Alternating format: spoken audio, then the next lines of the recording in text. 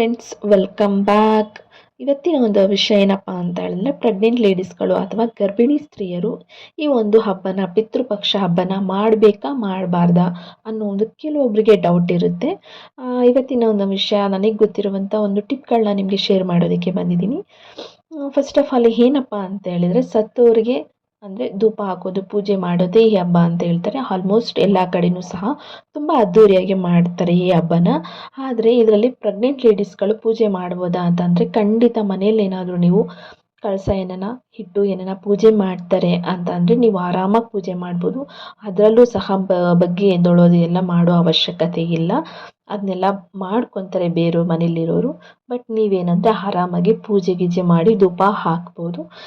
Second one ಏನಪ್ಪ ಅಂತ ಹೇಳಿದ್ರೆ, ನೀವು ನೆಕ್ಸ್ಟ್ ಕೆಲವೊಬ್ಬರು ಮನೆಯಲ್ಲಿ ಪದ್ಧತಿಗಳು ನಡೀತಾ ಬಂದಿರುತ್ತೆ. ಏನಂದರೆ ದರ್ಪಣ ಬಿಡೋದಾಗಿರ್ಬೋದು, ನದಿಗೆ ಹೋಗಿ ದರ್ಪಣ ಬಿಡೋದಾಗಿರ್ಬೋದು, ನೀರಲ್ಲಿ ಸ್ನಾನ ಮಾಡೋದಾಗಿರ್ಬೋದು, ಆಮೇಲೆ ಎಲ್ಲಿರುತ್ತೋ ಕೆರೆ ಅಥವಾ ನದಿ ಎಲ್ಲಿರುತ್ತೋ ಅಲ್ಲಿ ಹೋಗೋದಾಗಿರ್ಬೋದು. ಇಂಥ ಒಂದು ಪದ್ಧತಿಗಳನ್ನೆಲ್ಲ ರೂಢಿಸ್ಕೊಂಬಂದಿರ್ತಾರೆ. ಇಲ್ಲಿಗೆಲ್ಲ ನೀವು ಹೋಗುವಂಥ ಅವಶ್ಯಕತೆ ಇಲ್ಲ. ಇದೆಲ್ಲ ಸೇಫ್ ಅಲ್ಲ, ನಿಮಗೂ ಸಹ ಸೇಫ್ ಅಲ್ಲ ಅಂತಲೇ ಹೇಳ್ಬೋದು. ಇನ್ನು ಸೆಕೆಂಡ್ ಒನ್ ಏನಪ್ಪ ಅಂತ ಹೇಳಿದ್ರೆ, ಅವರು ಮುಚ್ಚಿರುವಂಥ ಗುಂಡಿ ಹತ್ರ ಹೋಗಿ ಪೂಜೆ ಮಾಡ್ಕೊಂಬರ್ಬೋದು. ಅಲ್ಲಿಗೆ ನಾವು ಹೋಗ್ಬೋದಾ ಅಂತಂದರೆ ಖಂಡಿತವಾಗ್ಲೂ ಆ ಒಂದು ಪದ್ಧತಿಗಳು ಕೆಲವೊಂದು ಕಡೆ ರೂಢಿಸ್ಕೊಂಬಂದಿರ್ತಾರೆ, ಮಾಡ್ತಾ ಬಂದಿರ್ತಾರೆ, ಕೆಲವೊಂದು ಕಡೆ ಮಾಡ್ತಿರಲ್ಲ. ಬಟ್ ನೀವು ಅಲ್ಲಿಗೆಲ್ಲ ಹೋಗುವಂಥ ಒಂದು ಅವಶ್ಯಕತೆ ಇಲ್ಲ.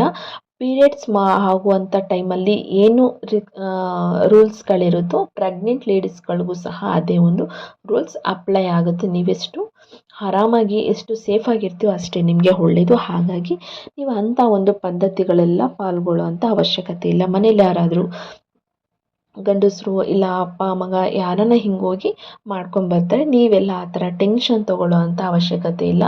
ಮಗಳಾಗಿರ್ಬೋದು, ಸೊಸೆ ಆಗಿರ್ಬೋದು, ಅಮ್ಮನ ಮನೆಗೆ ಒಂದು ಹಬ್ಬನ ಎಷ್ಟು ಸೇಫ್ ಆಗುತ್ತೋ ಅಷ್ಟು ಸೇಫ್ ಆಗಿ ನೀವು ಆರಾಮಾಗೆಲ್ಲ ನೀವೇ ಮುನ್ನುಗ್ಗಿ ಹೋಗುವಂಥ ಅವಶ್ಯಕತೆ ಇಲ್ಲ. ಯೂಸ್ಫುಲ್ ಆಗಿದೆ. ತುಂಬ ಗರ್ಭಿಣಿ ಆಗಿರ್ಬೋದು ಅಥವಾ ಸಬ್ಸ್ಕ್ರೈಬ್ ಮಾಡ್ಕೊಳ್ಳಿ.